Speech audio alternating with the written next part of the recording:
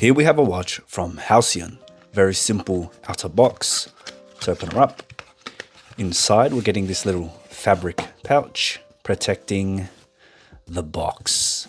Now here we're getting this black leather box, and it looks to be, yeah, like a travel box as well. So very useful. Here's the watch. Let's take this to the side for now and take a closer look at this box. So here's the pillow. It has this gray fabric lining or covering matching the gray inner. Here's a little card. Nice little touch. Feels solid and protected. Taking a closer look at the box here, we can see it has this similar style to the Omega travel case or the travel box, and I quite like this. It's very compact and you can use it with other watches as well, not just the watch it came with. And what I like about this is I like how it's something useful. It's not a useless box that you'll just store away. It's actually something you can use, and I like when micro brands do this, or brands in general when they do this, because it brings more value to the watch itself. You're not getting just the watch, you're getting a watch and a carry case. It's just a great way to implement more utility and acts as an added accessory to your watch purchase. All right, let's put this to the side and we'll take a look at the watch, or we'll remove the stickers. All right, let's take a look here.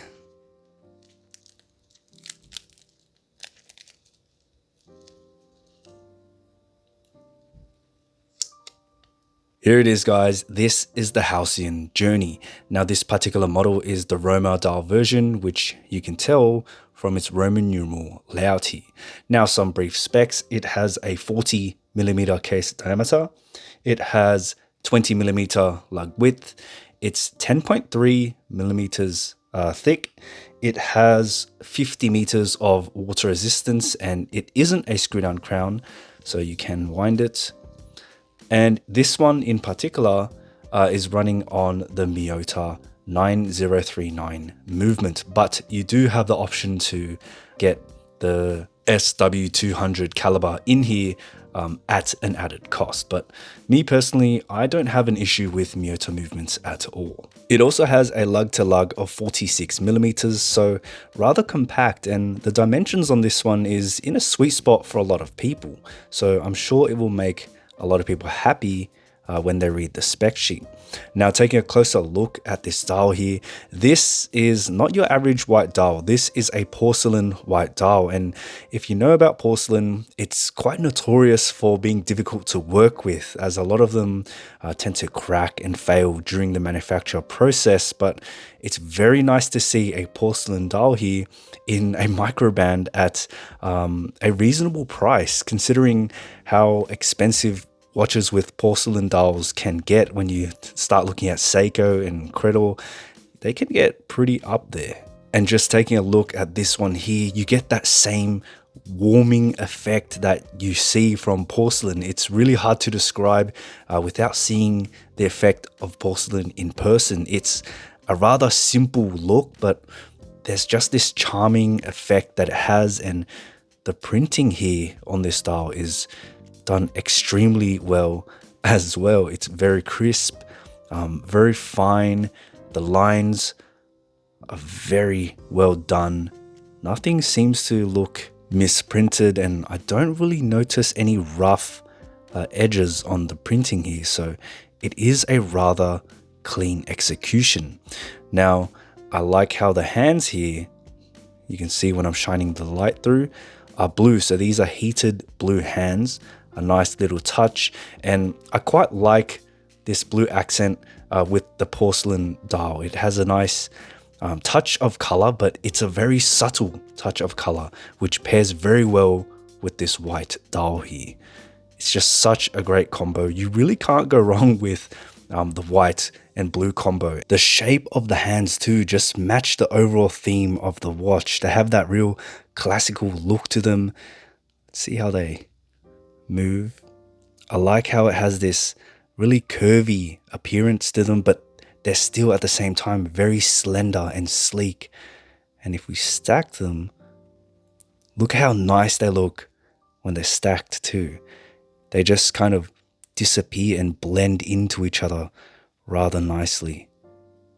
It's a really great look, kind of like spades on that hour hand and this very slender minute hand. And this Roman numeral layout here really gives this watch a real classical feeling to it. Very reminiscent of a Cartier Santos. It really gives that timeless elegance and design. It's a very appealing layout here. And one thing I want to hone in on is I like how they've approached this watch with an emphasis on simple, clean looks. And this one here does a great job at showcasing that. A lot of brands these days, they're focusing on textured dials, bright colors, vibrancy, and extravagance. But this one here kind of just takes it back and reminds us of the stunning beauty of simplicity. It doesn't do too much. It doesn't really do anything crazy. It just does everything well, with great material selection in that porcelain dial and great execution. It's a simple formula for a simple watch, and it's a great pairing. Now, this is from a relatively new Chinese brand, and looking at the logo there, it is a Chinese character. I'm not sure what it means as I can't read Chinese, but I like how they're embracing it. They're embracing that heritage and not shying away from it, not trying to pretend like they're something else, which is really great to see, especially from a micro brand. And guys, don't be scared of Chinese watches. Sure, there are some bad ones out there, but there are companies that do some really good things out there in China. Now, if we take a closer look at this dial, we will notice some of the nuances of porcelain. So if you look at the center there, you will notice a slight dimple where the hands sit, which is something nice and a characteristic of porcelain that I quite enjoy. It gives the dial this soft and liquid-like appearance that is so special to look at. It's so stunning to see in person, and it's really hard to capture what this really looks like in person on camera. Taking a look at the case, we're getting a completely polished finish on this one. And if we look at the profile, it does have a slight conical shape to it. So it does have this slimming effect when we're looking at it. Now, everything here has this rounded approach to it as well. If you look at the bezel as it comes to that mid case there, has this double stepped bezel construction, and the lugs have a rather straight appearance to them. So they do contrast that circular case structure there. Everything is rather simple, no over the top lines, very straightforward and to the point, which is something you want coupled with this particular dial here. Very simple dial with a very simple case, and together they just give this real elegance and timeless look to the watch. Now, turning it over to the back, unfortunately we do not get a display case back, but we do get this etched solid case back here with what looks to be a phoenix and again the Halcyon branding there. Now, this solid case back does, however, give the watch its thinness. So having that display case back would add a bit of height to this watch, and given that it is that dress watch, I think that thinner profile is appropriate for what this is. Now, taking a look at the strap, we're getting this very simple, again, simple watch with a simple strap. A smooth black leather strap, genuine leather there. Very simple, nothing too fancy, and honestly, it doesn't need anything fancy. That simple strap matches that simple dial.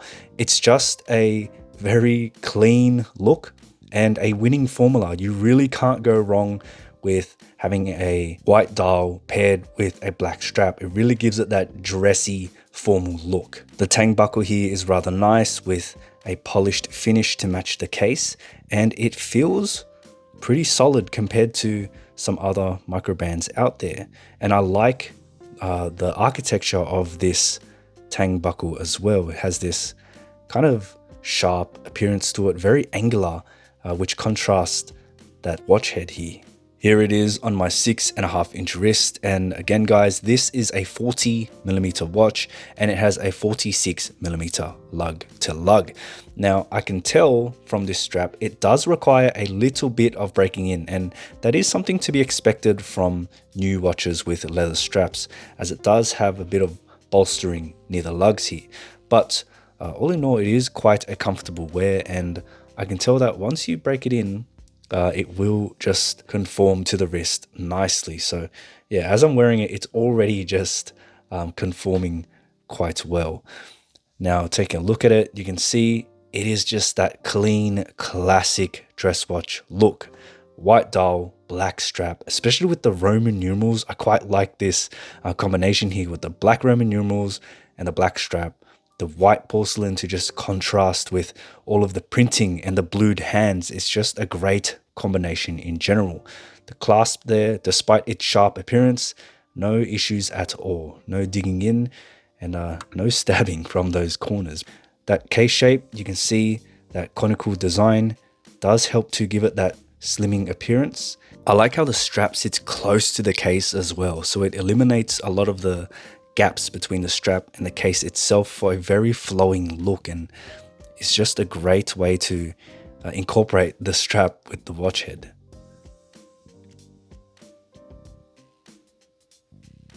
There it is guys, that's my first impressions of the Halcyon journey. Let me know what you think about this watch in the comments below. If you liked the video, give it a thumbs up and consider subscribing for more watch content. I'll see you in the next one.